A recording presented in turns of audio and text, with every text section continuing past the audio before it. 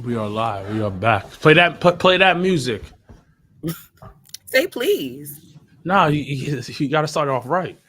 You still can have manners. Like I said, put my shit on. Yo, Guru, turn me up. Out of pocket. Huh? No, you play it. Oh, sorry. You want to play the video then? If you can't find, I got you. I'll play the video. Let's turn this off. They know us now.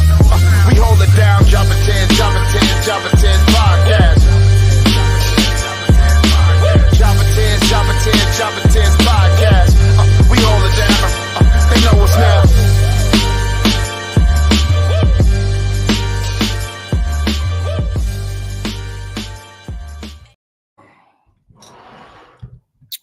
Good morning, good afternoon, good evening, Jobber Nation. Welcome to another episode of the Jobber Tears podcast. As always, I'm Janelle from HR here from Mikasa.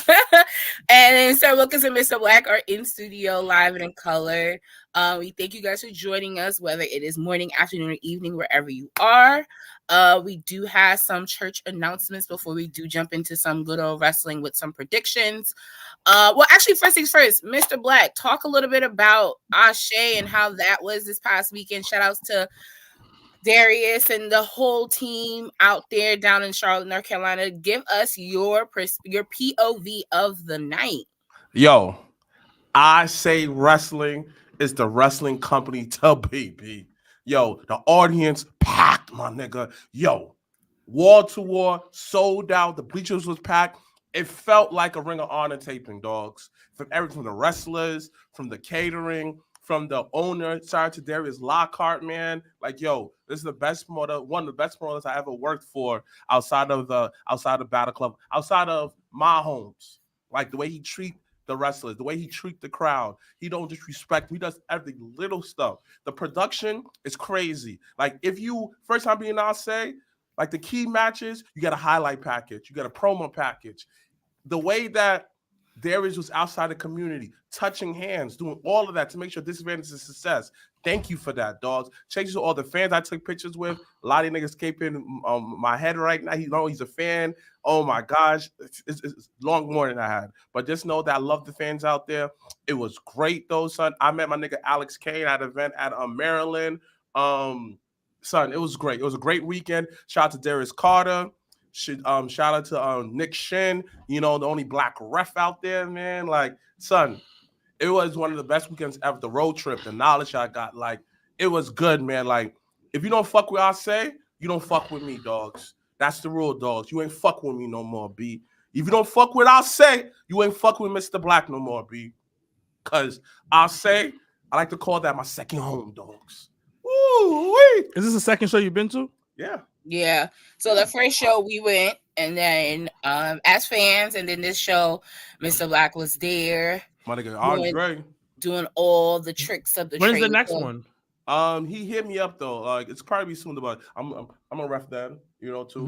Nigga, you didn't answer the question. You said probably soon. Probably soon, but then was like, I don't know. Don. Speaking of, so he said you got to ref it. Where is it? I didn't open the message yet because I've been too tired though. Open the message now. Yeah, all right. But actually, no, don't open it now because then he gonna see you read it and then you not respond right now. Then you gonna look sus. Thank you. I'll do it. I know how to do it. No, I know how to do where it. you fiend? No, because so I can set up what I need to do. All right, we'll go after the show. Do it now on the show. No. Yes. He said, of course, we have the next show. Maybe he don't want him to say what the date is. He didn't give you a date? No. Okay, then. That's all you had to say. Jesus Christ. I'm trying to set up my life right now. I'm fighting for my life. Literally and figuratively. Yeah. Shout out to my son, Christian Bailey. Good morning, Christian Bailey. Good morning. Like I'm fighting for my I just want to know what's going on. We have Mania. Now I don't think when they're going to do their thing, so I got to have money for that. This shit costs money. It does. Speaking of that, though, son, you know, we have early sponsorship opportunity for Jobless Slam. Now, I don't know how early sponsorship because we ain't got talent, so I don't know how to set. No, you see people can send money. People can send money. I don't want people to aimlessly send money though, but I will put together some packages this weekend, and $200. I will respond accordingly. You To can those that are buy the interested. water. We no. Nah. Understand. If you have sponsorship early, you get first dibs on any talent you want. That says on my first. That's dibs. not how that. First That's not how that priority. works. You heard. But if That's not how that you works. if you give a sponsorship with no talent that's available, you get first dibs. If you say, hey, I want this, there's no talent announced, you have good faith in us. That's what it shows. Exactly. No, and then you get a free T-shirt. So then 5 people get first dibs, and if they want this all to want the same person, then what? It's the first dibs. Whoever said the money first. Exactly. Anyway, August 24th, 2024, Jabba Sam 4 coming to the ring. As I mentioned, I will respond accordingly this weekend, and we'll get some information out. So you guys will be able to have that information. I got the sponsorship check ready now. He said he got the check ready. Come on. He said he got the 500. regularly ready check Exactly. ready. He You said got 500 and a gift bag. 300, 200, no problem. Nigga said, so Wilkes, check the email, B. Check the email. He not in charge of that. So ha. Jokes on y'all. This man is serious. It just shows you, yo, the effect of our say, the effect of Jabba Slam. Yo, if you have faith in the product, you have faith in his people. I love that people are excited though. I had people Exactly. hit me up like, can I get booked? And I was just like, see, this is not the game I want to play with y'all. It's not the game I want to play. The show's already booked out. The show's already booked out.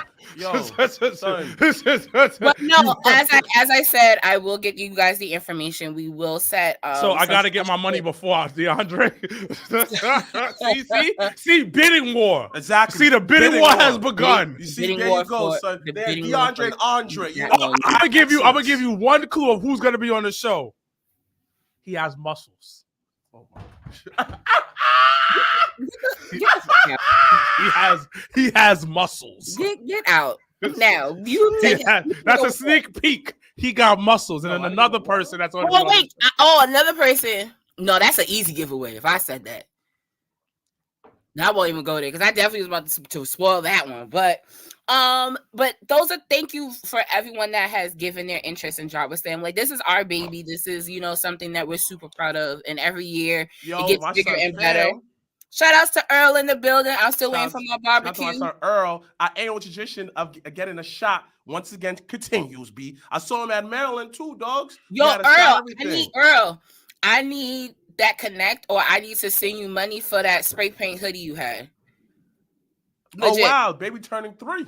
Oh, the young one. Listen, I would. My wish and hope is everyone that can come near and far can come this year. Once again, it is August the 24th. No, the baby turning 4. Baby is. Oh well, 1, 2. It's turning 4. Yeah. But if you have not noticed, the date is the day before All In. So as of right now, we are going to make it a whole weekend. So where we'll do brunch the day after Jabba Slam.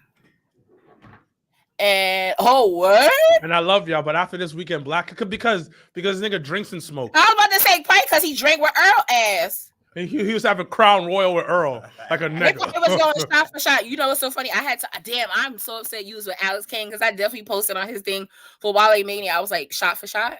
What's up? Shout outs to Jack Quest in the building. Shout outs to the Wolfgang podcast that's celebrating 100 episodes.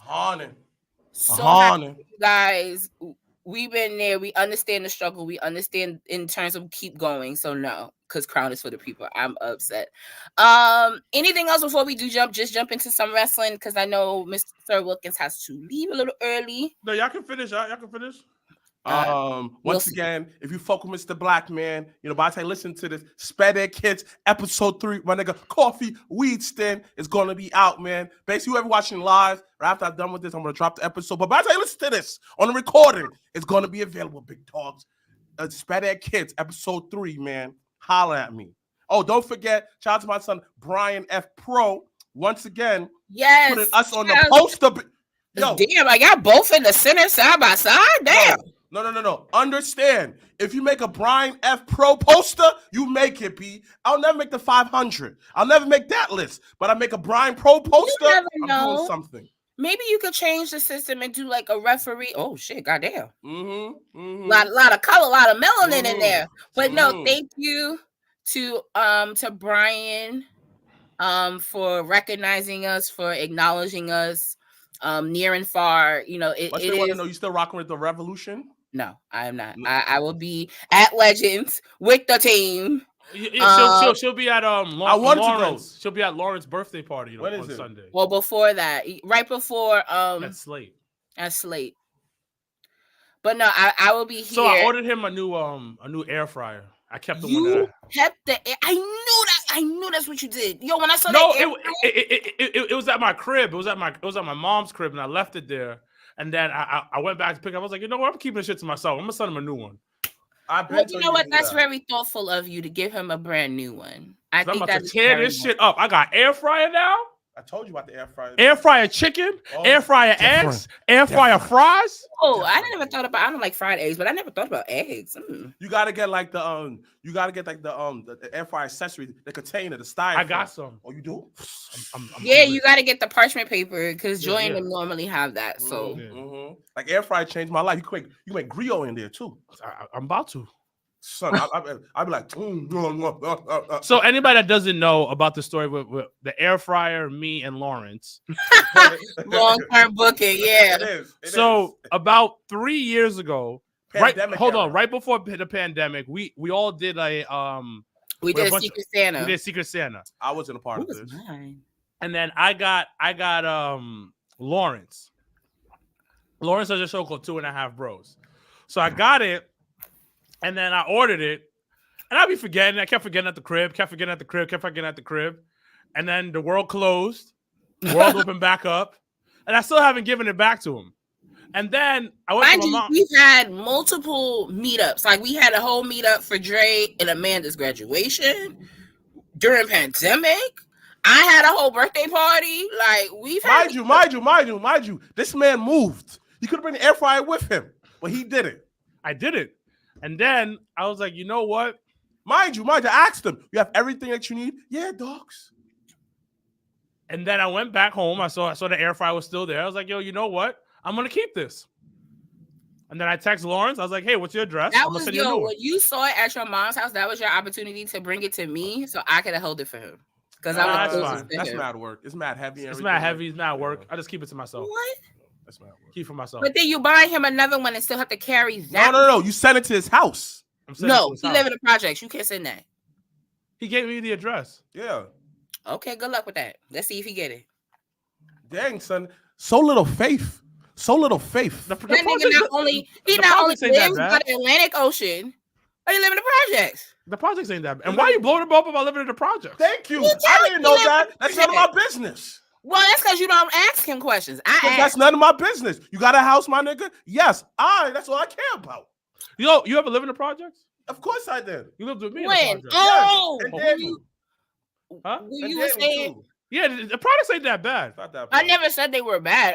We're just saying in general, it's not that bad. I'm just saying. I lived in Jefferson Projects. That was the hood. May not. Yeah.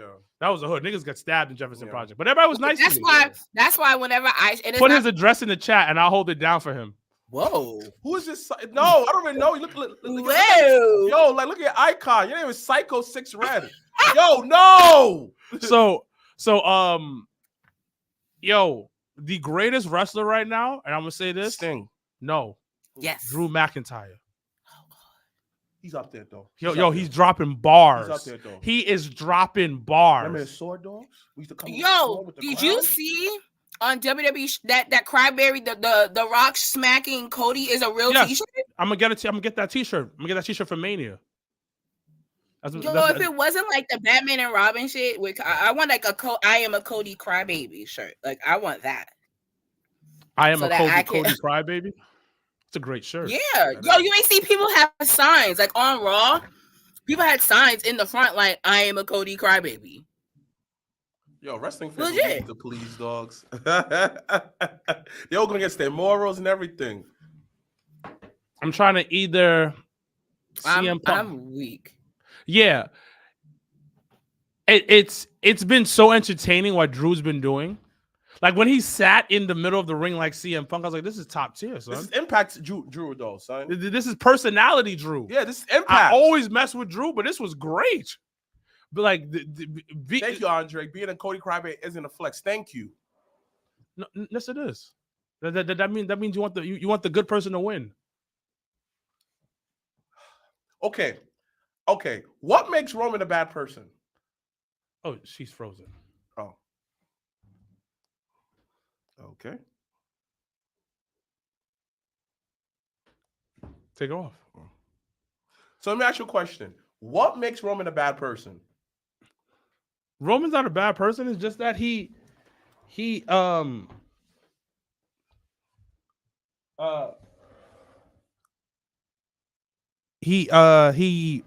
Roman's been great. Roman's been great. I think Roman's been good.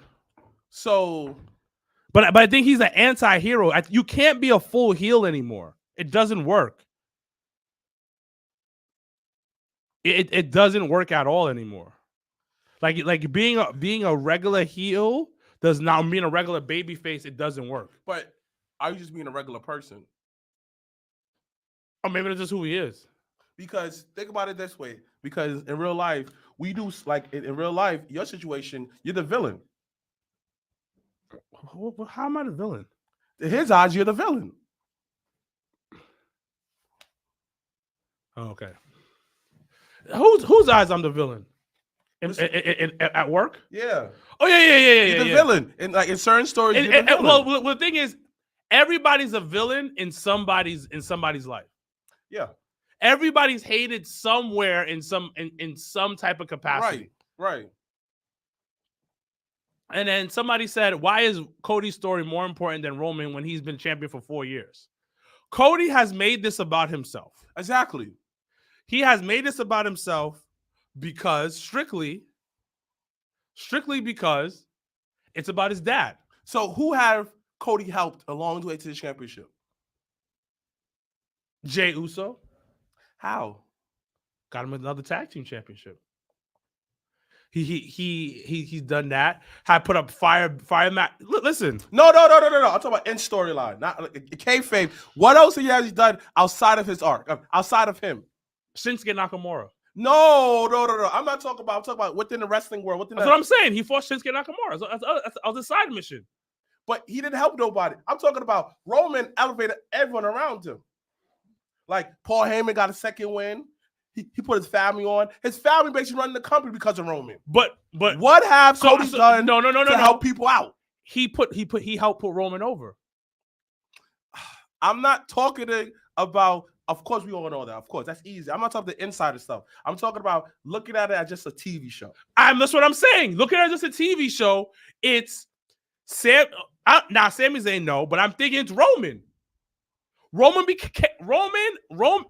losing to Roman at WrestleMania 39 made Roman into a bigger villain.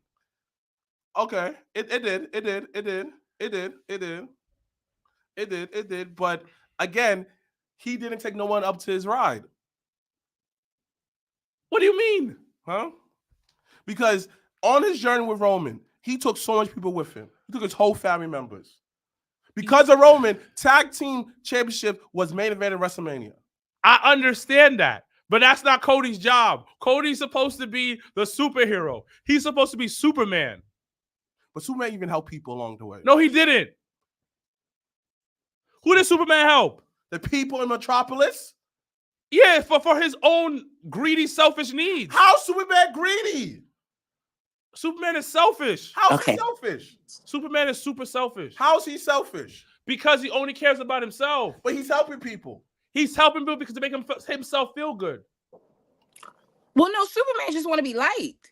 Exactly. It's his selfish needs. But that's not selfish. The real Superman is a people pleaser. Don't do that now. The real hero right now is Batman. Why? He don't got to do this. I'm rich, bitch. Batman literally let these students live. Because of him, there's constant crime. No. He lets his villains live because he has a heart. He doesn't want to kill. My nigga, My nigga. But you cause these people conflict hospital bills. What about the thug who just guarded the door? You bust up his lip, and now he cannot support his family. He shouldn't be a thug. But what if He shouldn't be a thug? Batman is trying to teach you a lesson. Let's not be a thug. I'm gonna whoop. It's like when your parents beat you. Back in the day, when parents used to beat their children, it was about teaching them a lesson. They weren't gonna kill their children. Some did. Well, that's the ones that are no good. I don't think that's how that goes. But wait, how does that even talk about superheroes? No, because we're talking about Cody. I said Cody is a superhero. Cody's Batman though. Cody's not Batman. Yeah. Cody's Superman. Visually, Cody is Batman, absolutely. Because how is he Batman? I said visually though. Like visually, like Cody could be suited and booted, and then Cody could turn into he was the bad guy in AEW. When you think about it. Stan Michaels, you're already preachers. Cody's a hero. Elevate things around you like Roman did. This is why Roman's a chief. Thank you, Stan. Thank you. No, he's not. Boy. Oh my gosh. Oh my God. I need help finding the bloodline. Blah, blah, blah. Because he brought Jey Uso on Raw, he caused Kevin Owens in friendship with Sami Zayn. Selfish. They weren't really friends. Yes, there was. They weren't They're really frenemies. They're frenemies. It's weird. But it made the situation worse because of Cody's selfishness. Cody has never both been of them selfish. on the same brand wouldn't have helped. It made sense. Low key. So, are we gonna talk about Sting retiring? Don't be disrespectful now. And listen, I give AEW I give them a hard time, but I will definitely say thank you for that last drop from the Raptors. I popped. I said, oh my God. Even though it was slow. You see how slow it was? Yeah, because he didn't want to die like They Owen. brought that man down so carefully. But you know what? You know what? I'm gonna take away my Sting slander for a second. You should have been took it. But... No. I said Sting is great. He does not as good as people say he is. You gotta put respect where it's needed. This dude, Sting, has been wrestling my entire life. Plus. Yeah, he has. Let's even put that on. He's been wrestling my entire life plus. He's wrestled for TNA, wrestled for WWE, wrestled for WCW, wrestled for AEW. And to be honest, WWE was but it's been solid among all companies. It was more of the moment, because remember when Sting came in that Survivor Series, the whole bar shook. Yeah. Like it wasn't like we thought Sting was really about to have a WCW career. Like he was just like, we here for the moment and we gonna do it. Like people forget he got injured though. That's the problem. He got injured because the Seth thing. But the thing about it, it's like, yo, Mr. Consistency. You gotta give him that.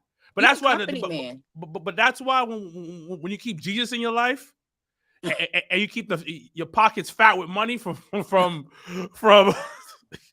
What? Stan want to know why do you slander Sting? Because he rude. So Stan, this is the last time we're gonna talk about it, because you know what? That's Sting's about to retire. We gotta put some respect on Sting's name for what he's done. So this is my thing with Sting. I like Sting, especially Crow Sting. But my thing is that I don't think he's as great as everybody says he is. Okay. That's my only thing. Sting has never been the guy. He's been the guy number 2. And the biggest thing, he has been Scottie Pippen his whole career.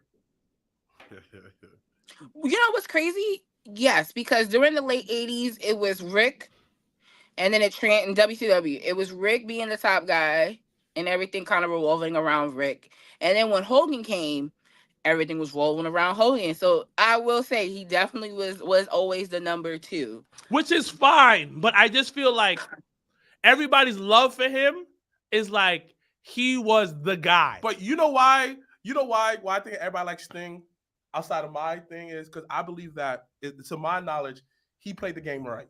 He didn't cheat the game. So this is why everybody fucks with him, because everybody can remember different moments, because a lot of shit was out of his hands. He was a good company man. For example, him versus Hogan. Yo, It's not his fault that Hogan got creative freedom in his contract. Wasn't his fault. The whole Jeff Hardy situation in TNA again was not his fault. Everything Well, I that think he nobody does. blamed him for that. No. I'm just talking about a lot of stuff like to prove that he's a good company man. You understand? So this is why everybody fucks him along the fact that Sting did everything right. Because my favorite memory of Sting is I remember I was a little boy, right? So Sting, he was before the NWO. This is the time the NWO had like 1 million members. Feel me? So hold on. So Stan said he was the guy in WCW, bro, before Hogan, and he was the #1 babyface during Hogan. Not really. He was He was. But he wasn't the guy. No. The money went to Rick. Reason why the whole Sting thing worked because if you watch WCW during the time, you can see the transition where they put the title on Sting. You feel me? He was even international world champion to show that we got good faith in you, Sting. But then Hogan came up, similar to CM Punk and AEW, and derailed all the plans. Because he wasn't the guy. Listen, I will agree. To go with you, DeAndre said, no, Sting was the guy in 97. The only person who ever outsold Austin in a calendar year in merch during the Attitude Era. Was Sting highest grossing WCW and TNA pay-per-views was Sting main event story bills. Who did he fight though? He fought Hogan. That was exactly. The payoff wasn't his fault. He ended up tagging. I think they did like a War Games with him, Luger, and a few other people. Like, Sting was always in the mix. The mix. Always in the mix. He was always in the mix. I'm not going to deny his greatness. I just don't think he's as great as people say he is. But at the same time, you got to clap it up. Mr. Consistency. I've been clapping it up. Like how Mr. Black said, like for me, when I watched WCW, he was still colorful Sting. Like my man looked like a superhero. Legit. Like imagine being 6 watching wrestling. You'd be like, yo, who's this man in this? Well, he's in great, phenomenal shape.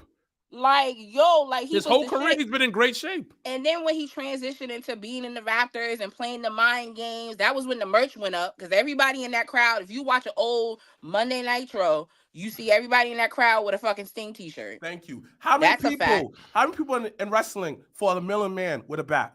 Nobody. What I'm trying to say is he wasn't the guy. He may have been the top babyface, but he wasn't the guy. But my thing is this way, right? You feel like Sting wasn't the guy though, right? But he was still one of the guys. Yes. Okay. There's a difference between being the guy and being one of the guys. The top babyface right now, low key, outside of Cody, is LA Knight. Yeah. But is he the guy? And that's fine, but he's still in the mix though. No, it's fine. That's just my belief. I think and Stan is right. He's like, if you weren't watching WCW, just say that. But I was watching WCW because I flip back and forth. But you know what it is? But a flip back and forth versus an actual watch is a little different. You know what it is though? People put the whole Stan on. If you're not the #1 guy, they won't consider you one of the guys. Because there's nothing wrong of being in the table. Because in WWE, like for example, if you look at one of the top artists just in music, right? It's okay for you not to be #1. But if you're 2, 3, or 4, 5, matter of fact, even in the top 10, that's still okay because you want the top 10 honors. Listen, I get what everybody's saying. You gotta love Sting. I just came and give him some love. Well, I just wanted to give him some love. My thing is Stan said, what can describe it? Lex Luger, not Sting. Y'all not gonna get me started. No, that's not disrespectful. That's not disrespectful, Stan. You can't put Luger and Sting in the same sentence. Luger is not even in the same arena as fucking Sting, so we're not even gonna do that. Now, do I believe that Luger was one of the guys? Fuck no. Absolutely not. And he's a murderer, so who cares? Fuck no. I feel like Luger tried to be at the table. They tried to make him be at the table. They low-key Roman Lex Luger on us. And as a kid, I didn't know that, but as an adult, I know that shit now. They had him in the Horsemen. That nigga had no business in the Horsemen. Shout out to Ole Anderson, R.I.P. Lex Luger had no business in fucking for 4 Horsemen. And then when they tried to get him with Sting, it was because Sting was one of the biggest baby faces, and they wanted to put Luger over, and they gave them tag belts for 2.5 seconds. And still ain't nobody give a fuck about Lex Luger. And then when he turned and was with Miss Elizabeth, still niggas ain't really give a fuck about what he was doing. So I'm gonna shoot in bail. I'm gonna shoot because like at the end of the day, I'm still a big Sting fan. I'm gonna shoot his bail. I think if Hogan never came to WCW, you will not say that he wasn't a man. That's the thing. I think Hogan being the quote unquote bigger star because reaching WWE kind of like overshadowed Sting. But to Sting's credit, people still talk about that rap to him coming down. People still get hyped when like with the with the mask. Come on, Sting wasn't a Sprite commercial. Wasn't Hogan though. You feel me? Like when Sting signed to TNA, it was a big deal. It was a huge deal. So I see what you mean though. Like for me personally, I think he was in the mix, but the heel was always the one kind of was the bigger person in my opinion. But you need a Sting to make the story believable. So yeah, I get that. I get that. And the thing is, hold on. I would never compare Luger to the first Randy Orton. And the reason why is because what up, Tony? No. And that's a good comparison. I can see the thing, but Luger as the first Randy Orton, when Randy first got around, Luger was not athletic. Okay, I'm listening. Luger was not as charismatic. No. He never was. No. And Luger just didn't. Luger just had the look. No, but I think what Stan is saying though, in the sense of when they had put Luger with the Four Horsemen, that was that same thing that they did with Randy, was trying to partner them with people that was already in the game, already established. Okay, I see what you're saying. Okay, I think that's where he went with that. Like, I wouldn't say they were the same, because one, you talking about one person that's a third generation superstar, and that really in the beginning, which if you haven't watched the biography, so Biography and Rivals are back on A&E. And last week was the first episode, and it was on Randy Orton. Very good episode. He talks about why he went AWOL, because that was always my question, was like, why he went AWOL? Why he go AWOL? He went AWOL because he was watching people being bullied, and he had already experienced being bullied in like high school and stuff, and that was why he ended up joining. I think it's the Marines. That was why he ended up joining. And so when he saw that, it triggered him, and he went home, and he ain't come back.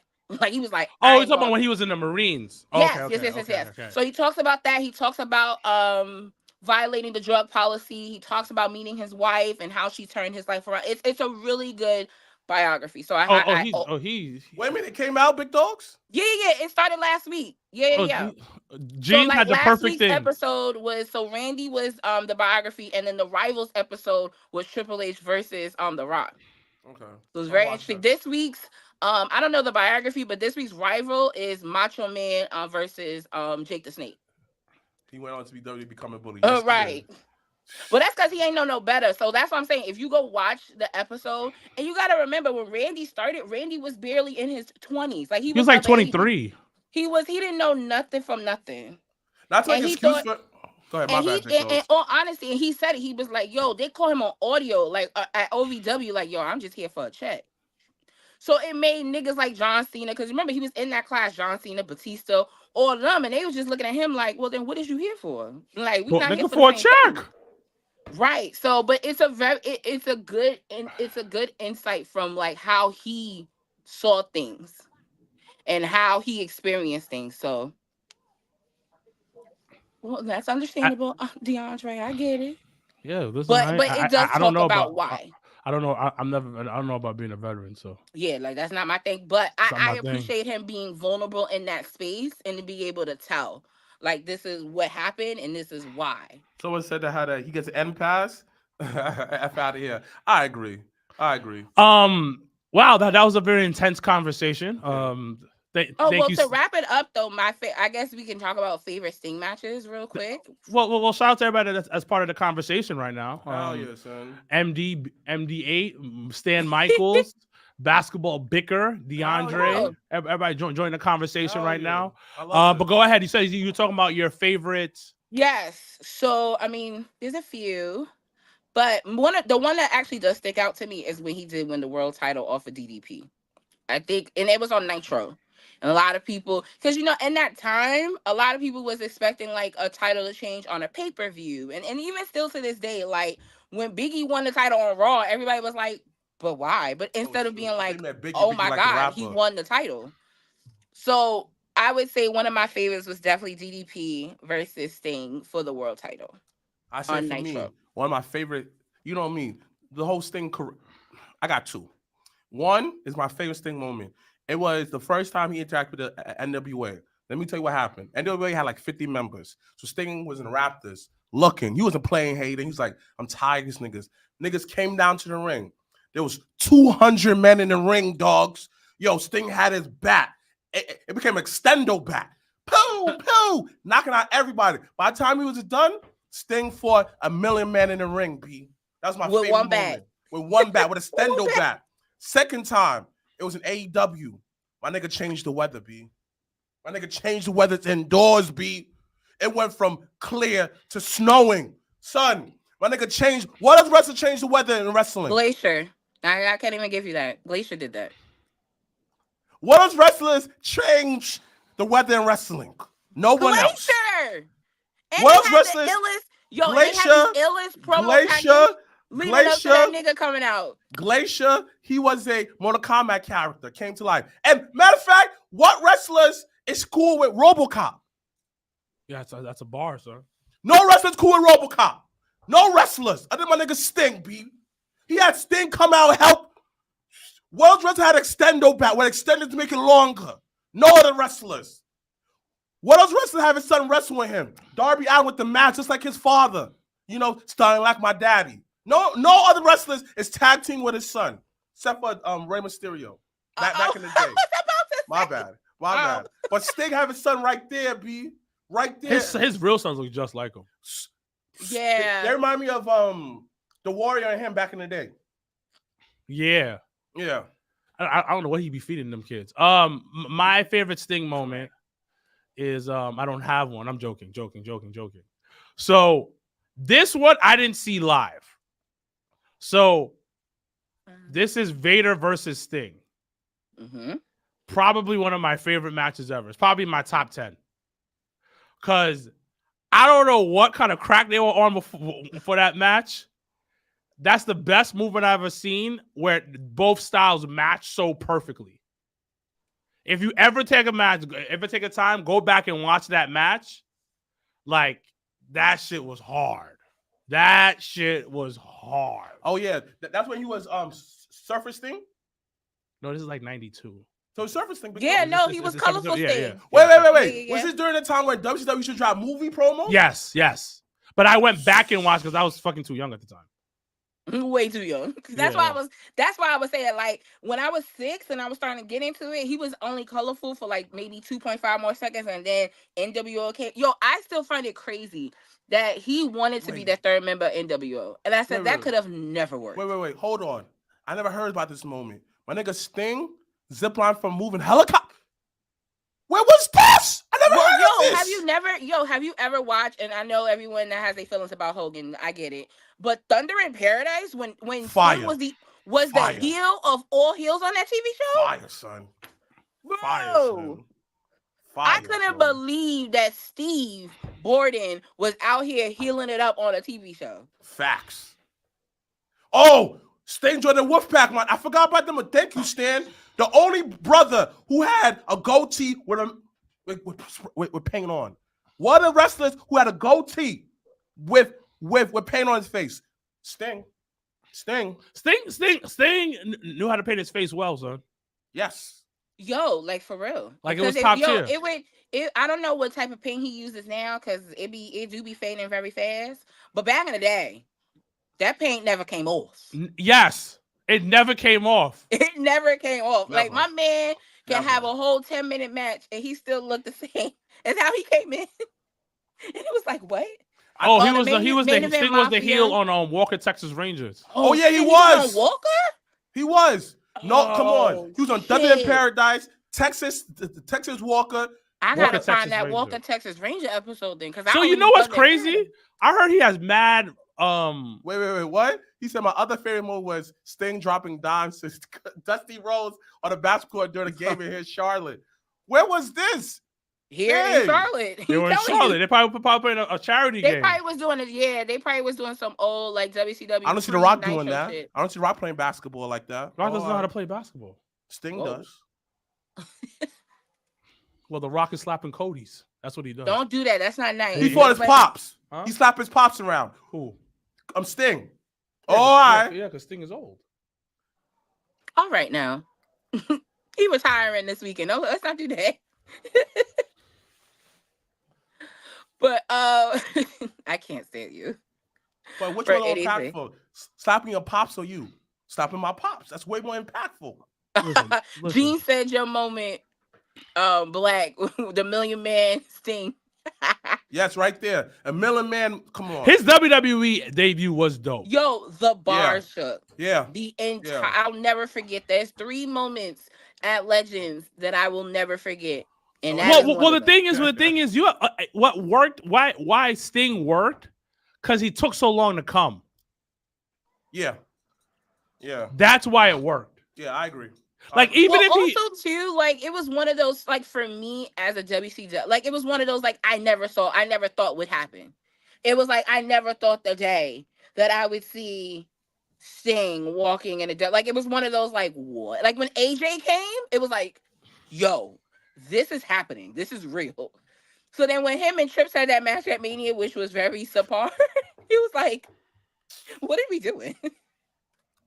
Why did he do that? well, if you see what he did in what he's been doing in AEW, he's doing and tag why team are we matches. doing that? Like, Cause he's old. He can't move like that. But- You gotta protect then- him. In Yo, his but- defense. In so his he's defense. old and y'all put him in a tornado tag But every in time? his defense. In Sting defense, though, son. Before he got hurt by Seth, he was moving. No, but He barely was the moving. Triple H match wasn't good. Yeah, no, the Triple H match was was too not good at long. all. It was too long, It was but too that's long. Triple H. Don't not No, today. no. Let's talk about it. Not Triple today. H loves long matches. He got a story to tell. Yo, he got 2 stories to tell in his matches. 2 chapters. Bro, he be trying to tell a whole Short novel. stories. Nah, it be short stories. It be with short the extra story on the side. Come on, P. Like, and don't get me wrong, he's a great You wresler. go on side questions during the Amazing. matches. Like, what are you doing, Triple H? Get to the point. Like, you Yo, remember was it you that sent me the JR every time? With Triple Yes, H? I did. He just keeps cursing him out. You cursed But him like, son of a bitch. you son of a bitch, you're going to hell. You're going to hell. Like what? Yo, Jay, I hated that nigga, son. Yo, for what? Like just because he kept fucking with Austin? That's Yo, his man. Yo, Thank when you. Austin, I'll never forget when Austin got ran over in that Survivor Series. And JR was on that commentary so somber. And when Triple H came out, he cussed him out so bad. Oh boy. Oh my god. That was Triple H. So forgive him for It that was shit. not. It was Rikishi. It was fucking It was Rikishi. Rikishi. No, no. Yo, what if Rikishi pops up in this whole bloodline shit? Then He's feeding to pop up every 5 Feeding. seconds on Twitter. He'd be like, Yo. "Yo, so I mean, maybe I gotta get busy, nigga. No, sit your No. ass home, This is not required, sir. bruh. Watch, Sit the what? fuck watch down. like the Watch. rest of He us. covered Rikishi though. He put in place. He was one of the few nuggets that put in place the original bloodline. Actually, get that. I take it back to Yoko, and I always stand by that. Yoko was But that. no. first. You see, Yoko doesn't count because he was Japanese. Yoko counts because that is No. his family. It's storyline. In storyline, He doesn't count. In storyline, no. He's His storyline Japanese. Rikishi No, was no. never They put him on the thing though. But he's Rikishi Japanese was though. never Samoan on TV. They put him on the the Yoko bloodline. Juno on the- is in that bloodline, legit. Like that is like their cousin or uncle or something. and the thing about it, what pisses me off is that we all thought he was Japanese. Yo, He makes sense. He looked like it though. but Bro. the funny part is, I think it's the biography of Yoko that they talk about why they did that. Yeah. It was because at the time there were already so many Samoan guys on the roster. Like you had the No, it Wild made Samoans. sense. You had Rikishi and the other one tagging as the Sultan and all that, so it made sense. But it was just like, did y'all really have to do that? Like it did it was just weird, real? but we all believed it. Yeah. The All of us. presentation We the presentation was on we point. fucking ate that shit right. My on man up. came out with the rice. But you know what it is though? He had the manager that actually sold it to, that actually spoke Japanese. That's what I'm saying. It made yeah, Mr. Fuji. Where it was just like my man came out with the rice, the flag. He looked like a sumo wrestler, so it worked. I always go back You to see? that entrance, even though everybody hates WrestleMania 9. That entrance when he won for 2.5, I was happy for him for that. You see, And everybody then thought Hulk- that and then everybody thought that Hogan. Razor Ramon was Cuban. Yo, the disrespect I was that so tight WWE that- did with that one. I was so tight that come to find out As he was a a, regular black guy. Cuban, Regular white A guy. white guy, my bad. I was so tight. as a Cuban. No, so here's the thing, and I told Mikey this before too. I've had family members that look white, legit, that come and visit us. So like, it wasn't the look of it. It was just like, His I know swag. that nigga don't speak Spanish. I know that nigga don't eat rice and beans. I know he don't know what outside of Scarface what Cubans look like. So It made sense. And his How hair you too. doing? Like slip back hair and everything like that. Hey what yo, is he doing? hey yo, hey But yo. because of finding out real life, I never met a Cuban who dressed like him. I never seen him really dressed like him like that. in Not real now. life. I mean, if you go to Miami, you may see Probably. a 80-year-old pop that came. Nah, from you're right. Cuba. You're right. You're right. That you rocking see? a shirt like you see? that. I thought that Macho Man was black. Me too. No, I never no. thought Macho Man was black. Yo, I No. thought that he was half black. Though, I dog. and No, I y'all did know not. I am the Nah, biggest those. Macho Nah, Man those. fan. Nah, and son. never. Me, my son, basketball think the same thing. I thought he was No, black. the though. only one I never was thought Macho Taz. Man. I never Taz thought was Taz out was black here. either. I thought Taz Taz was out black. here I never propaganda. thought Taz was black. Do you not? Yo, go back to that Royal Rumble when he debuted. He had a He great looked just tan. like he looked just like you. No, he he looked did just like not. Why you cheated, you know? He looked, He did not look like me. he looked just like you. Oh God. Watch it. I dare you. Because he looked Right. black. Y'all can't tell me different on that one. There was nothing. So- Somebody said I thought Hogan was black. Nah, bro, come on. Okay, now we taking it too far now. Like we were having a good time, and nigga, you took it too far. Everybody said the same thing. I never knew Taz was white until Yo, last it wasn't year. until he after he stopped wrestling that you was just like, you not a nigga though. Yeah. That's you is not one of us. And then his child, it's just like, oh, you really ain't one of us. Well, yeah, obviously, his wife is like the most regular white woman, and his dad is just a white guy that knew how to wrestle. I'm weak. All right, what else before we get into this week in wrestling real quick? Any other news? Any other things that jumped out at you guys this week before we get into It's official. It's almost official that SummerSlam is going to Cleveland.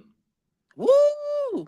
Uh, So you were talking about before my computer started acting like a whole nigga. You mentioned Drew, and one thing I will say, I'm more invested in Drew McIntyre versus CM Spicy Punk white. than I am in Drew McIntyre versus Seth Rollins. I will absolutely say that. Like, I cannot wait till Phillip gets better and comes at this nigga. Ooh, Why? it's been a good setup. Why? Because So he's Phil could come back. You know, he steps to get injured. I'm hurt for another 6 No, months. don't wish that upon him. No. We listen. That's a really good that could if they do it right, that shit could go all the way to next year, low key. Like if they Like do we it said, really like we said well. before, Cole Cabana mother put a curse on him. yes, that's the truth. Colt Cabana's mom has a doll of Phillip Brooks in her Exactly. house, and she pokes at it with needles. Until Phil does right by Cole Cabana, he will never be well in wrestling. He just got he got to make that right. If he can make WWE right, You have all this money. gotta make it right WWE with is Cole. paying him.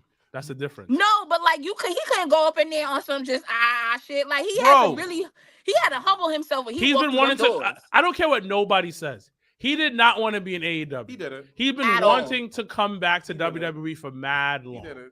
He did it.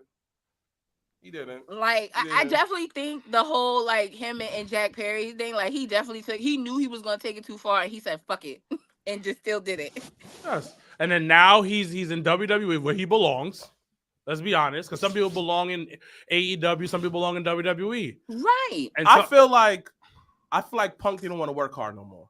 Like I really feel like me watching him, Punk want everything to be handed to him because he feels in his head, I came this far, I shall do nothing extra. That's why AEW that he just did the bare minimum.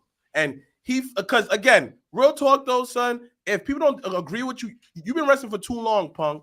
People don't agree with you. You move on. You don't have to worry about it. I have to deal with you. But Punk really felt that niggas want to suck his dick. Oh, I'm seeing Punk. Come suck my dick. All right, fuck you. Like, who are you? That's it. Well, I think for CM Punk, he didn't have a home there. AEW was not. AEW's not you know him. what it is. It can come off very cliquey. And I mean, and that's kind of like wrestling in general, but like when you in an up and coming company, you see all these young up and coming talent and they're all together. And like he was, I think, trying to figure out where he fit in and then still try to help where he could have helped, but they didn't really want the help. And it wasn't it. It's like when we look back, Cody being there, that wasn't it. Well, it's different people belong in different places. It wasn't it. Like, for instance, Cody never fit into AEW. Okay. That was not the fan base for him. Nope. But somebody like Darby fits into AEW. Absolutely. I agree. If Darby ever, and listen, I always want I've fallen into love for Darby. So whatever happens with him happens, but definitely, and that was why I was upset that they did the Pillars match. And I always say they did that shit too early. That shouldn't have happened when it happened. And I say that because the person that really should have won out of that should have been Darby. Yeah. And if y'all wasn't going to pull the trigger on Darby, then you shouldn't have did the match at all. Nah, because Cody didn't fit it. It was a different feel. I felt Cody that, will not be back at that place at all, my love. That Okay. is not happening. I feel this, right? Do I think Cody fit in AEW? Now he would. Because there's more TV time to spread out. No, I don't think he would because I of just still his, don't either. just Hold the way that he wrestles doesn't fit AEW. He's very old wrestling-wise, school. Okay. He's very old school, and he's very psychologically is on a different level than what a lot of the talent in AEW is. And it's not a shot to any of them. It's just it's a different style and a different presentation. And the presentation that Cody thrives in is WWE. This man is about to be on the next 3 SmackDowns, the same SmackDowns that The Rock is scheduled to be on. So, like, he could be everywhere. He is the face of the company without the title. And the Bucks, he could have never done that in AEW. and the Bucks even said it. They're really proud of him. Why would we not be proud of him? Big dog? And they said I'm just saying, like, they understand. They even said like he's he's one of the biggest baby faces in wrestling right now. Mhm. So, okay. And he's doing stuff with The Rock, like Janelle just said. Because the thing for me, what I'm seeing is that certain people belong in certain spots. Okay. Mhm. Andrade should never went to AEW. At all. Miro should never went to AEW. At all. And to be honest, I'm low-key thinking, and I might have to walk this back, Jade shouldn't have went to WWE. Should have? Shouldn't. You said Jade? Yes. Why? It's still early. It's still early. Because I think they're still trying to figure her out, and they haven't been able to figure her out. But when she was in AEW, they put The Rock on him. Now, it is still early. We'll see what happens moving forward. But, and I'm not trying to get on her. I think she's a great talent, but this is how I see it. I compare it to the NBA because basically WWE is basically NBA, right? Or the NFL. Let me compare NFL to just get like Janelle in this, right? Thank you. Now, next compare all the ladies, right? We have let's say that how tall is she? Like 5'11"? 5'11". So she's a 5'10". running back, right? Yeah. Running back, right? What? Right? I see where you're going. All right. Bro, Jade, you good on the practice squad, but I have running backs that's better than you on the 3rd string, 2nd string, and 1st string. Yes, you as athletic as them, you feel me? You move like them, but you're missing a lot of key elements. So why would I put you on a field where like I could leave you on a practice squad? So I have to agree with you. But I felt that AEW didn't work out for her because similar to Punk, she don't do nothing extra. She probably felt that. I don't. Hold on. Let me push back on that. Let me finish though. Hold on. Let me finish though. From my point of view, I felt like AEW is the type of place where like you could succeed, but you gotta do a lot of your own work. It's one of those where like what you did in the indies, how you got high, you gotta continue to put that in work in to become high. Which is the problem. But when it comes to her character, she was quick to blow up because of what you're saying is they just let you run. And I love the fact that you said that AEW is a company where you come in, you do you. Yeah. There's no structure really. So that's what I think it is. She mentioned, and that doesn't work for everybody. But I think it worked for her though, because she got to. I don't think it did, because in all honesty, outside of a 50-0 streak that got a 60-0 streak that got disrespected the same night, what was it worth? What was it worth? And that's why I actually like the fact that WWE, outside of Rumble, I like the fact that WWE hasn't put it on TV. And we'll they sprinkled her, because even that episode was SmackDown. It could have been last week or the week before that, when her and Braun Breaker were on SmackDown. It was 2 and weeks Braun before. signed. Yeah. I like that they did that, because I think they are focusing on making sure her in-ring matches her style. She's going to be a star. She is. But I think when she gets the wrestling down packed, I think she'll be better in AEW. I agree. Nah. I think she'll be better in AEW. I think so.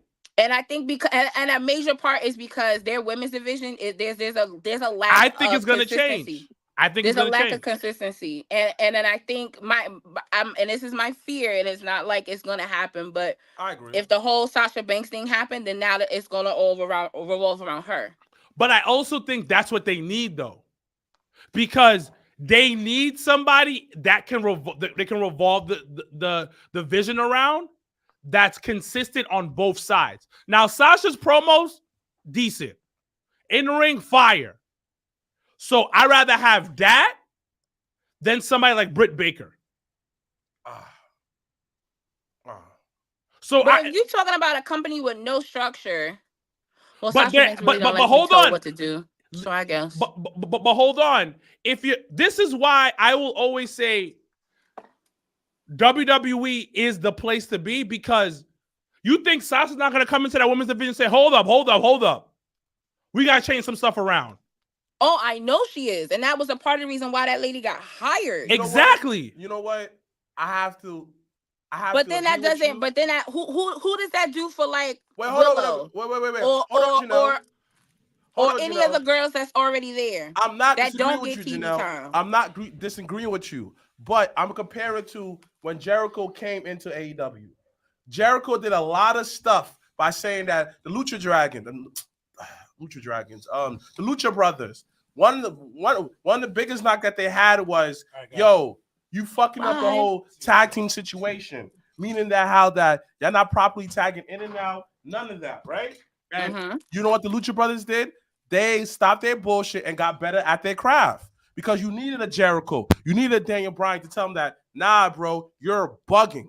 So, but then AEW shoots themselves in the foot when they make partnerships with other companies. Hold on, that's not my point, Janelle. That's not my point. Like, I'm not. No, let's focus on the task at hand. Having Sasha there, it could eliminate where Tony looks like the bad guy.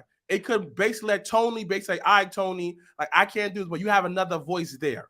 You feel me? To say, let's do shit right.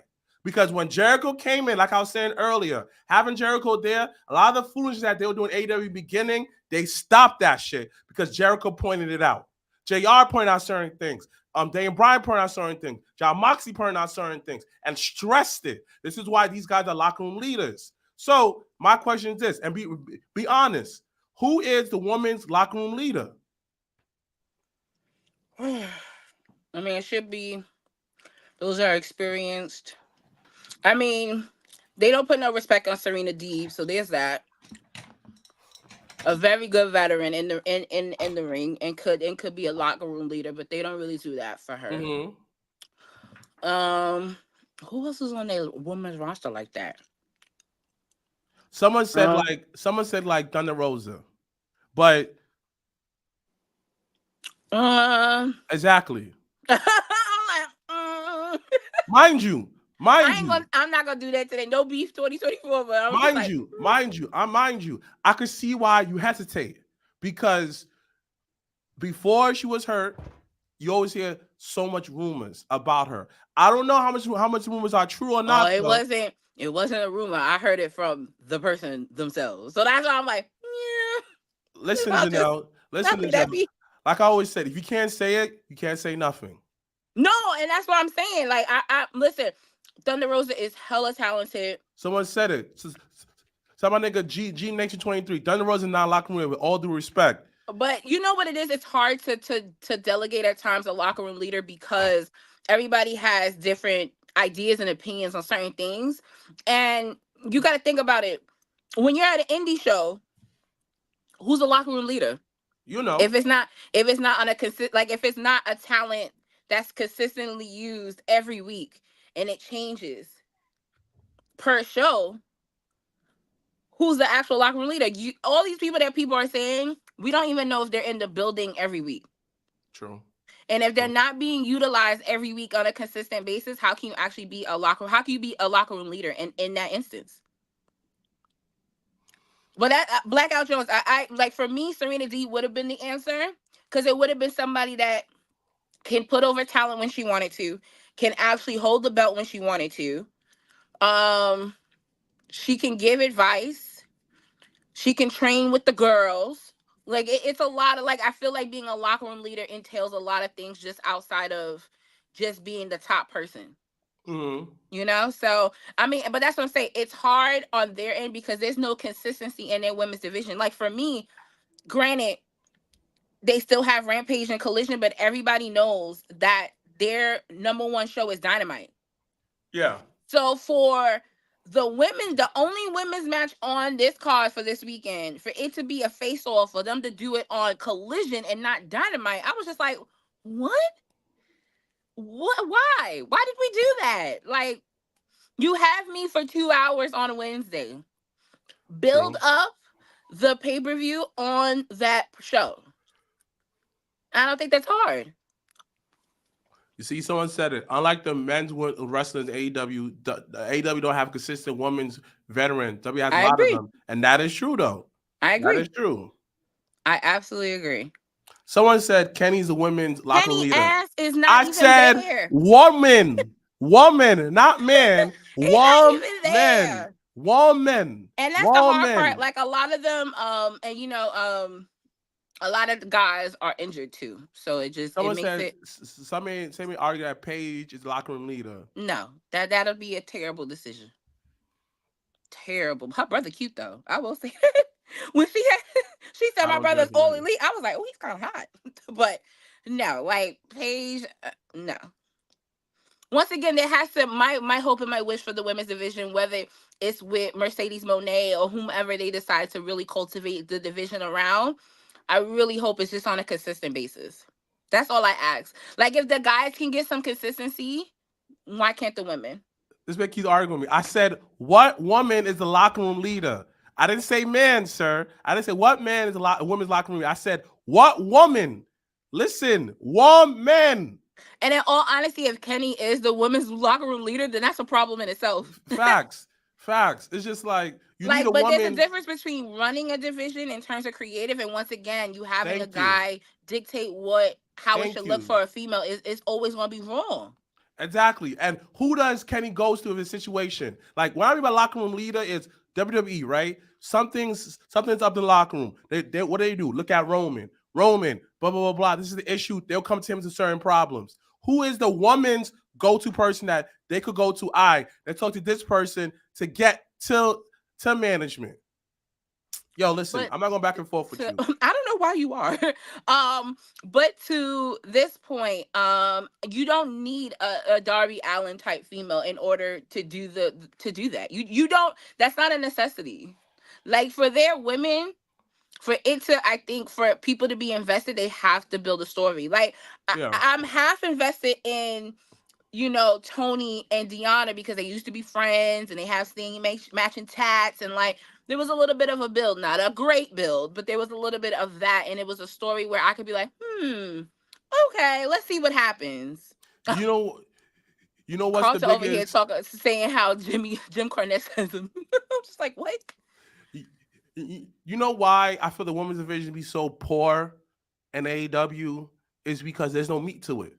Like, they have a storyline, but because they don't highlight it, that's why it's missing the meat. Well, what I mean by meat to it is just like they don't add nothing to there. Like for example, Toni Storm versus Deonna. Deanna, Tony Storm versus Deanna, right? Where's the promo packages? Where's the outside things that they did? Where is the stuff that hyped me up? Say, I want to watch this match. There's nothing that's gonna make me sink my. It's gonna be on Collision. Right. I mean, I'm fine if it's only on one show, but bringing more meat into the story, like make it more edible. Like, for example, WWE, right? Bayley versus Damage Control. That whole situation. There's a lot of meat into the story. Just not promoting it properly. Becky Lynch, rise to the top. There's you can literally go back and watch what happened for her to get to this point. Nia Jax, her coming back. You see how, like, dang, how did Nia Jax became a threat to women's division? You see, you could go anywhere pinpointing out where did she started. But it goes with production. And Someone said it. Athena is La Colina. If you not watching ROH, I don't see that girl. If I don't watch ROH, which I don't see that girl. Someone said but yet you'll have the ROH 6-man tag teams on Dynamite. Or you'll have every other ROH belt on a regular ass TV, but this girl can't get no TV time. Come on. Make that make sense. Like, listen, I'm all for Athena versus Sasha Banks. I'm here for that. But if y'all not gonna do it right, don't do it at all. Thank you. Like, don't do it. Thank you. Carlton, yes. MLW just settled with WWE a few months ago for $20 million. Yes, we are aware of that. And hopefully pay the talent then. Right. Use that for talent. Pay the talent more money instead of like $100 per show. Oops.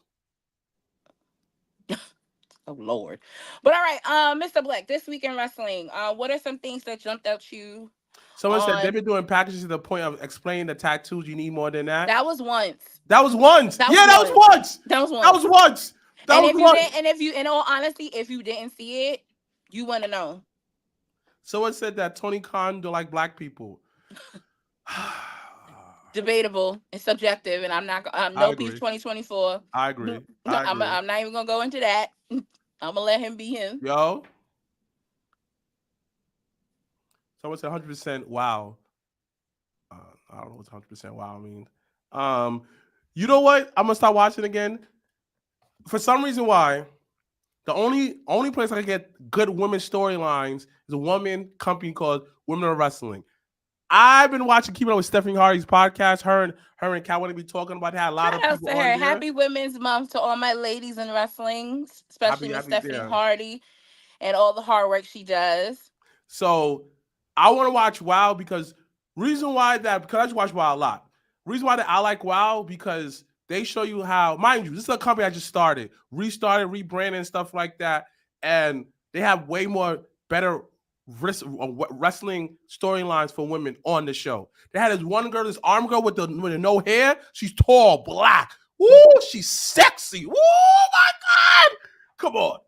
This is why I like WoW, because it shows you that, an all-women's company could work. It could work.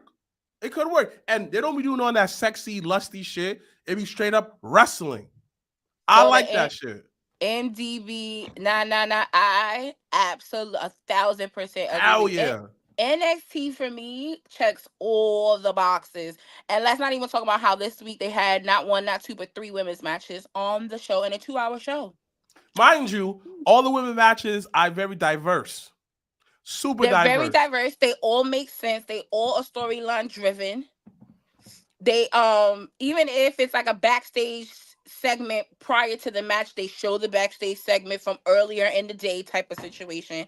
Like, they connect the dots. But in terms of speaking about NXT, it's so funny. So my homegirl Angie, and she never texts me during live TV. She texted me Tuesday night on some like, "Are you watching NXT?" And I was like, "Actually, I'm not right now." Because Michael asked and got me into 24. You ever watch that show 24? What's 24? It's about it's the show where it's like the whole season is like basically a day. And that's awesome from back in the day. It's an old show. Yeah. I never watched it. Yeah. I think you meant like there was a new show called 24. My bad. No. The old. Oh, hell yeah. So we're now watching. So now I'm watching it. We're watching it, and I was watching it because now I'm hooked. So we watched it instead of watching NXT, and I recorded. So the next morning, I watched it because I was like, off of Fox. So it's on Hulu. So anybody that has never watched 24, it is on Hulu. Wait a minute.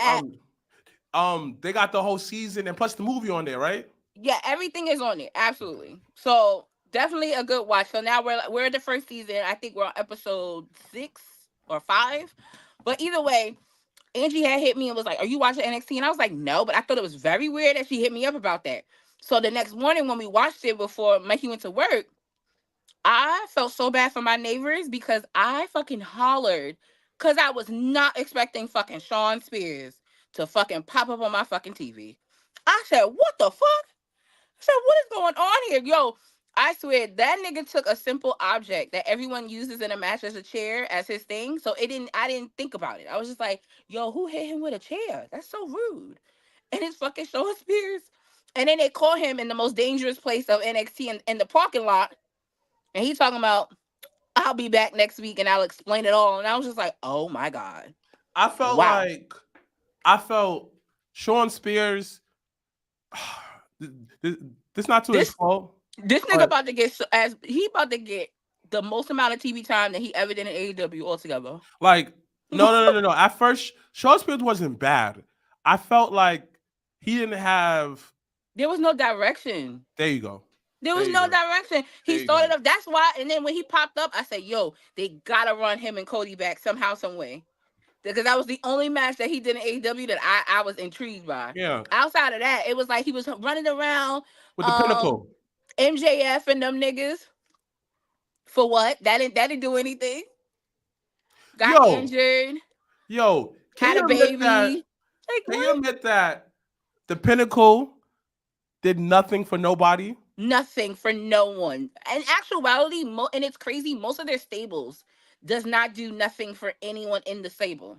If you really look at every stable in AEW, if one of them gets an opportunity, look at the Mogul Embassy. The only nigga that's out there is Swerve. Okay. When I would say no, the Dark Order at a time, they all was like they was all making moves a little bit. Because of Brody. Right. Look at this Undisputed Kingdom shit with Adam Cole in the fucking wheelchair being Trash.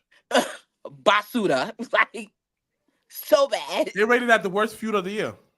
Yo, it's so bad. And you know what? And it's a part of it is not even their fault.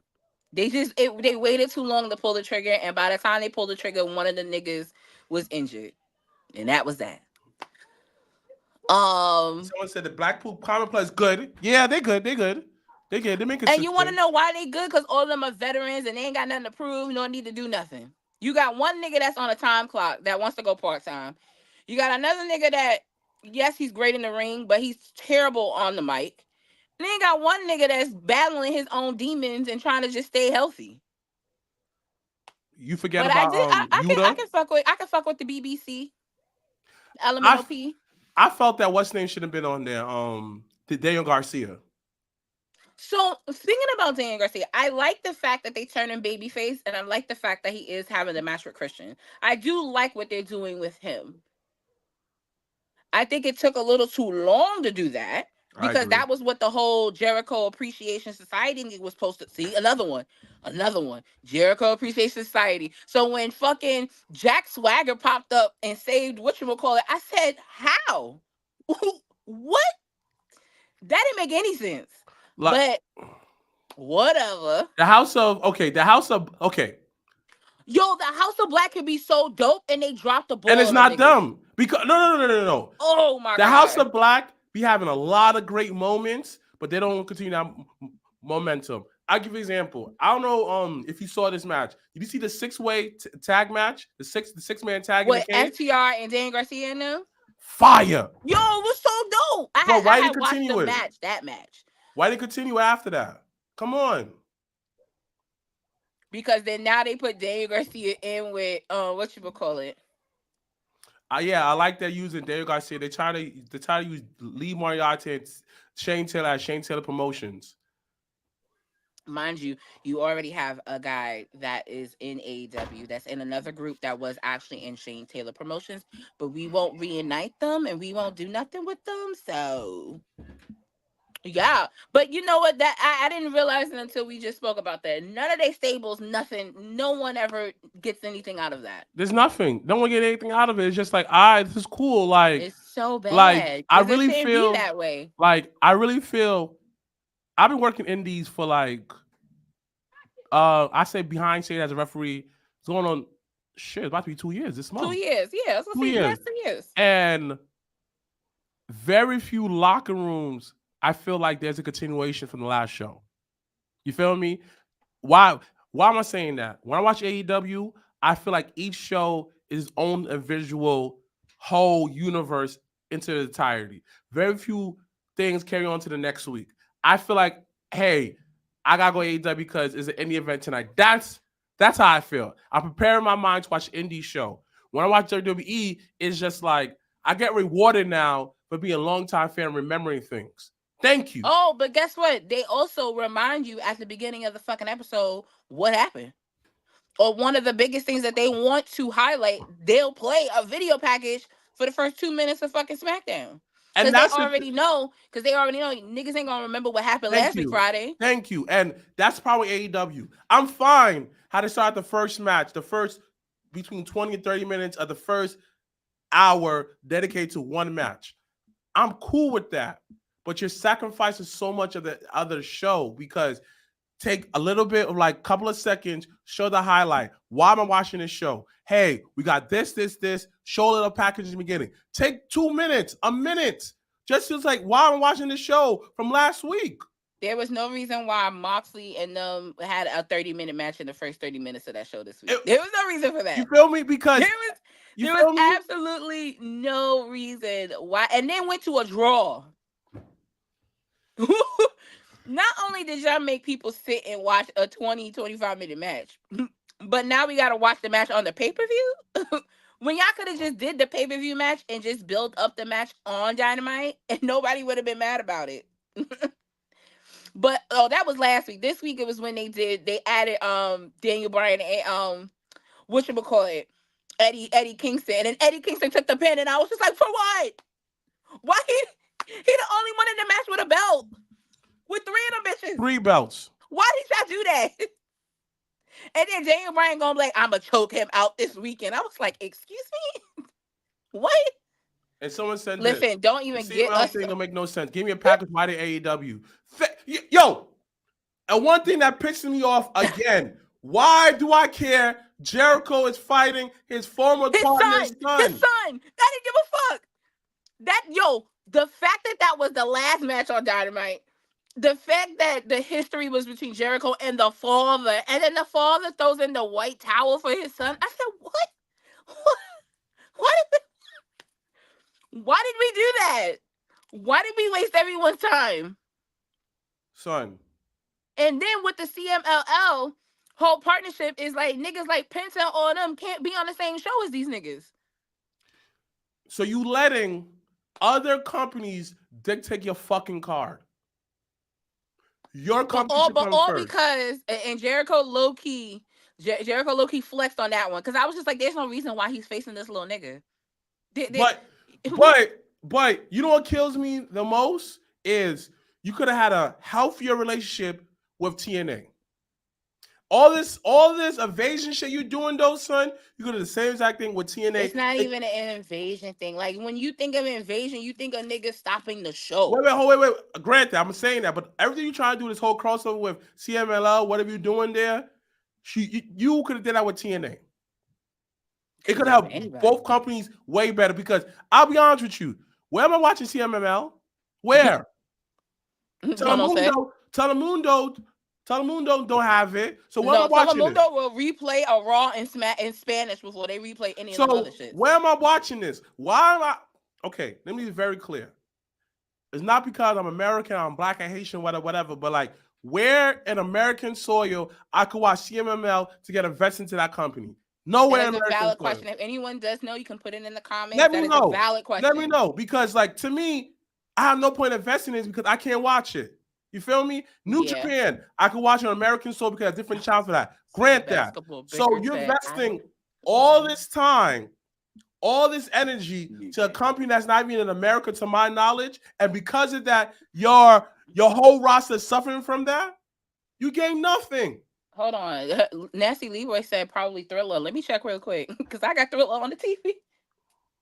Oh, I gotta sign up. No, thank you. But So basically, someone said on YouTube, you can watch anything on YouTube. right?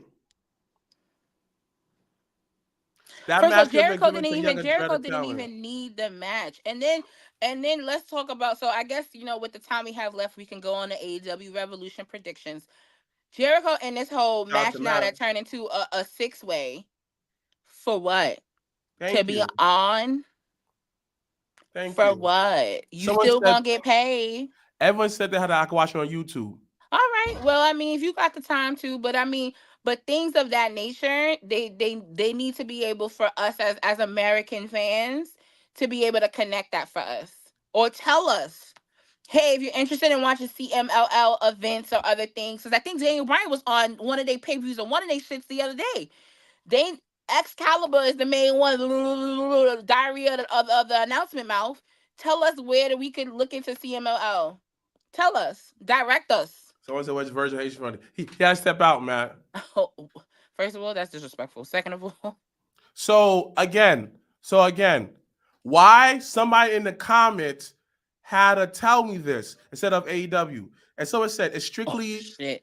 it is. It's strictly in Spanish though. Yo, I don't understand Spanish. Some people say, "Oh, wrestling is wrestling." I want to hear the backstories wrestlers. I want to hear from commentary. I want everything. Come on. But nah. Grant that's on YouTube. But AEW, why you didn't tell me that?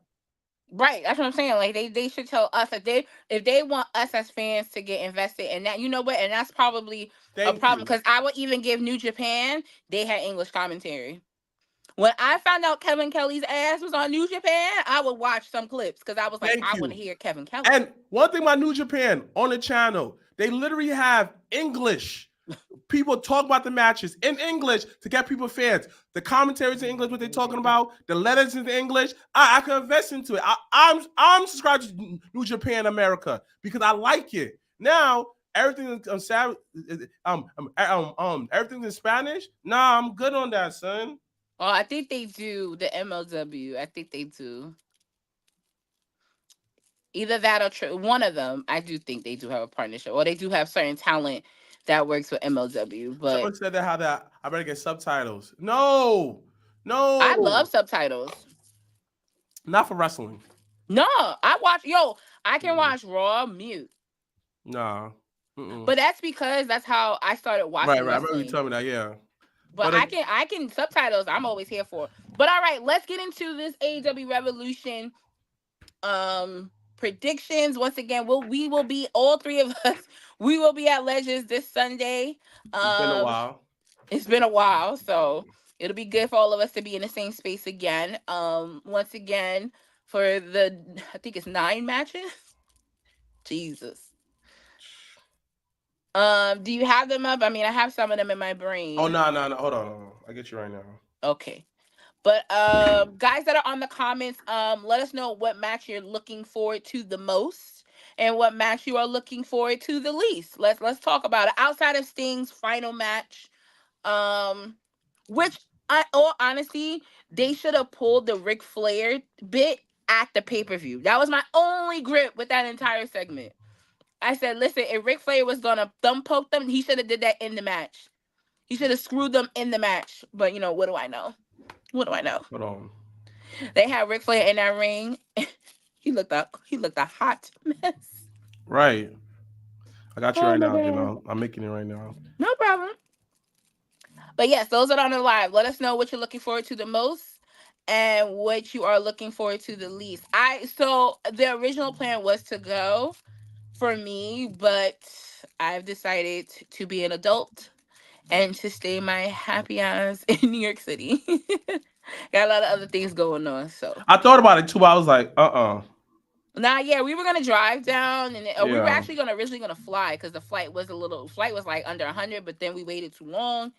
And then really outside of Sting and the Ospreay Takesha match, there was really nothing else I think I wanted to really see live and in color like that. So I'm just gonna be with the fam here in New York at Legends. You guys are all welcome to come tri-state area, come out, support. We will be celebrating Lawrence of 2.5 Bros B Day. That's his actual birthday. There you go. All KC. right. So yes, I'm just gonna have to take a little deeper look. So um once again, this little 6-way scramble that turned into from the big meat slapping meat match. So apparently, because that was my thing, is like y'all announced the 3 dudes in the match and yet they're still in this match. Why did we do that? So apparently Miro and there's one other person. Keith Lee were supposed to be added to the match, but both of them are injured, and I put that in quotations.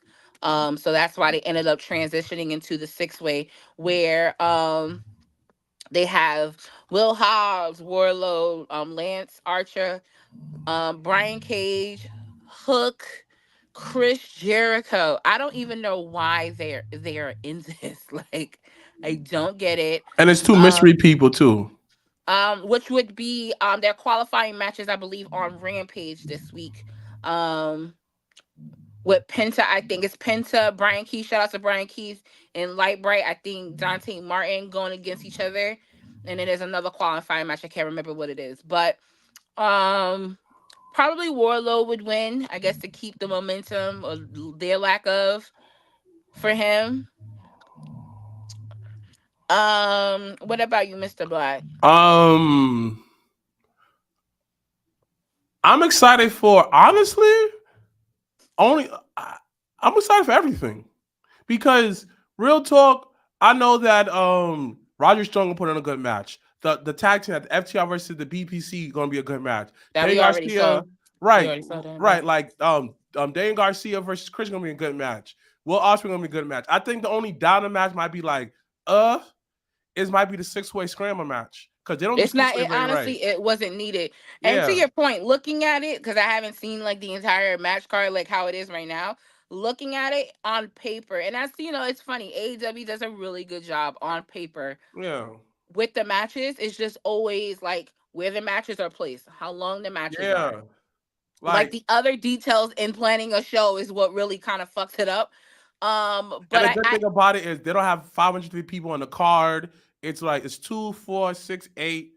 It's 9. There's only 9 matches. That's a little bit too long for my taste, because guess what? I can't even go home after because I gotta go to work. It's a lot. But yeah, they got Daniel Bryan versus Eddie Kingston for all 3 of his belts. They got Will Ospreay versus Takeshita, I think, which will be the match of the night. It'll be Will Ospreay's debut as an official All Elite wrestler on here. We got Daniel Garcia versus Christian, which I'm excited for Daniel Garcia on that. I think that is really, I think it's dope how they've been able to pull him into the babyface realm. The FTR battle club, the BCC feud continues, which I don't think was necessary to be on the pay-per-view, but it is North Carolina, and that's why I did think FTR definitely had to be on the card. Orange Cassidy versus Roderick Strong. So what I didn't like this week is they did an open challenge and Nick Wayne had accepted it, but it didn't build up to this match. Like the other week, Orange Cassidy had faced Matt Taven, and I was like, okay, that makes sense. So like for this week, I would have preferred him facing like Mike Bennett, right, or even Wardlow. It should have been something pertaining, or having having Roderick pick who he should wrestle. Like it just the little things to connect that match, and I felt like it got left off. So we'll see what happens, and if they do something for Rampage or Collision, like that's cool. But who gonna watch that? And then you have for the world title, I don't know why everybody thought Heyman was not gonna be in that match, but I thought it was dope that I like the little swerve, no pun intended, that he did, even though I knew he was okay. So it will be the triple threat with Samoa Joe, Swerve, and Heyman Page for the AEW world title. And then Sting's last match, so sad, such a career, with Darby Allin tagging for the AEW world tag team titles. Against Nicholas and Matthew Jackson. You think that match? So like, which one? So like, which match going to main event? The Sting match? I think Sting should main event, even though they probably won't. They may co-main event. where Sting in their match may go before the world title, but in all honesty, I think Sting should end the pay-per-view. Just I personally. So what should start then? Like the What world should title? start? Starting match. put on the Honestly, match I card think it again? should start. I think it should start with the Daniel Garcia Christian match. To be honest with you, I would go that way, and then you do have Toni Storm versus Deonna. So you have that. Oh, they confirmed it. Yeah. Oh, they did. Okay, good. I'm glad there's still some ounce of respect for my man Steve. But like honestly though, I think okay, this is what I think. The world title should go first. Then the middle title should be the Christian versus Daniel Garcia match. I think because I think if they did the world title match first, it may take the whole air out of the whole arena. That's why I want to do it. I would do Christian and Garcia, and then I would do the 6-way. And then after that I would do the women's match. After that I would do the tag match. After that I would do Daniel and Eddie. And then after that I would do the world title. They're gonna have to be back to back. But the world title match should be towards the end of the show. So we didn't talk about Elimination Chamber. Oh, well, real quick. Listen, I love and appreciate Hunter Hearst Helmsley for giving us quality over quantity. I don't need 10 matches for it to be a situation. I like the fact that it was only 4. I like the fact that the women's Royal Rumble, the women's Elimination Chamber have topped both men's matches for me. Mm-hmm. I love that Tiffany Stratton got the shine that she deserves. Mm-hmm. I hope that leads up to her and Bianca for WrestleMania. I think that'll be a really great match. I like that they kind of like on Raw with Liv bumping into Becky being like, yo, it's not always about you type shit. I was here for it. I was like, yes, tell her. I It's not agree. all about her. But Elimination Chamber, I like that they kept it short, and I mean not really short because niggas was up at 5 a.m. and exhausted. But I was ready up.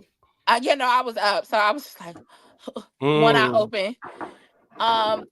No, but I liked Elimination Chamber. I think it was a really good pit stop. I think for them to do 52,000 people in Perth is an accomplishment because that's not easy. Shoot, to do 100 people in wrestling is not that easy. Shit, to do 50. If we gonna keep it a buck. But no, what were your thoughts on Elimination Chamber real quick, and then we'll sign off. It was one of those events where if you missed it, you'll be all right. That's why. Okay, yeah. You feel me? There wasn't like very meaty. It was cool. You understand? It was cool.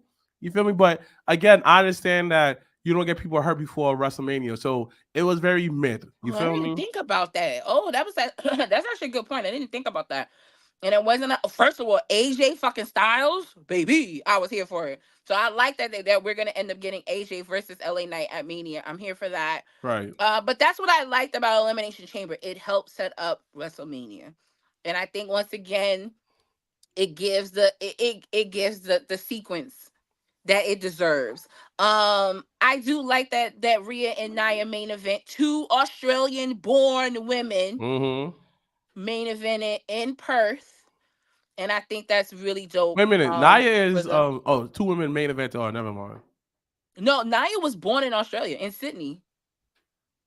They talked about it briefly, but because she was the heel, they didn't really give her the Australian But she was born in Sydney, Australia. So 2 Australian-born women main event at that pay-per-view. But which one's sexier, a Samoan or an Australian woman? So they probably went to the Samoan. I guess they both exotic. Well, to be honest, it depends. Because look, Dakota Kai, she's Samoan, and a lot of people don't know that. So, but she's from Australia. Or New Zealand, one of them. But that whole Polynesian area. They do have Samoans in Australia. Yeah. The whole Polynesian thing. Yeah. But no, I like that Logan Paul was drawn on the pod. And he drew the demon horns, and he was like, I'm about to have demon time. I was like, this nigga's extra.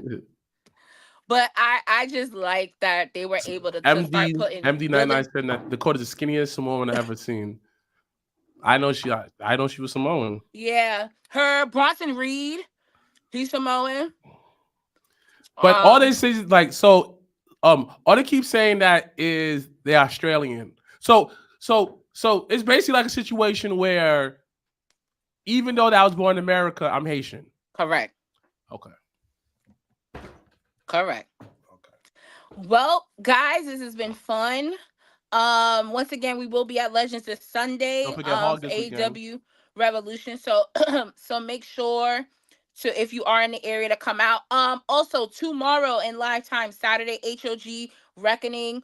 Doors open at 4, bell time at 6. It is an early bell time, but you will be able to see Mustafa Ali, Penta, is that Alex Shelley? Danhausen, Santana, the Rascals. It is a heavy hitting card, so make sure to go out and support our good friends and family out at HOG this weekend. And then once again, as we are on this road to we are on the road to WrestleMania, but we also on the road to Jobber Slam. So make sure mark your calendars. August the 24th, 2024, the weekend of All In, Jobber Slam 4 coming to the ring. We're super excited. It is probably one of the biggest things we've ever done just as a team. And the fact that you guys have always supported us in that venture is always going to be appreciated. So once again, I will respond accordingly to all of those inquiries. And any questions or things like that, you guys are always more than welcome to hit us up individually. We will always be able to help where we can. Next week, well, once again, as we end Black History Month, we start Women's History Month. So shout out to all the women that impact the wrestling business across the board. And, throughout the month, we'll highlight some of those individuals, both inside and outside of the ring. So we'll work on that. But any last words, Mr. Black, before we do go? Everybody continues to support my podcast, the Sped Ed Kids, episode 3. By the time I'm done with this, episode 3 should be out on the feed, man. Thank you for the continued support from my people. Shout out to Brian once again to put us on this list right here. If you didn't make the Brian F. Pete poster, you ain't shit in wrestling, B. So well, no, either that or you just might have known that Brian was doing this lovely collage. No. No, because in all honesty, if some people don't know him or some people don't know that's what he do, they wouldn't be on the list. True. So he asks this every time. He'll post saying, "Hey, I'm creating this graphic. Send me a picture. Send me a headshot." So Brian does actively try to get everyone on there as much as possible that is aware of what is going on. But once again, any type of acknowledgement is appreciated. But once again, we'll be at Legends this Sunday. Make sure to come out and support as we are on the road to WrestleMania. We are working on a few things for WrestleMania weekend, so just stay tuned for that. Other than that, you guys have always been great. So thank you guys so much for joining us on this afternoon, this Friday afternoon, or morning or evening, wherever you may be and listening to this. As always, I'm Janelle from HR here with, I was here with Sir Wilkins, but he had to go. But Mr. Black, as always, for hanging out. Hashtag Black Excellence. Hashtag we are out. All right. Cody is on that list. That's hilarious. I love it. I see you later. All right, y'all. Later.